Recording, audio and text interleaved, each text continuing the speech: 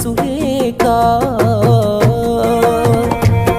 నువ్వు ఊర్వశివని కాదే నిన్ను ప్రేమించింది, నువ్వు దేవతవని కాదే నిన్ను పూజించింది, నువ్వు నింగివని కాదే నేలనేమైంది, నా ప్రాణం అనే కదా నీకు అలుసయ్యింది.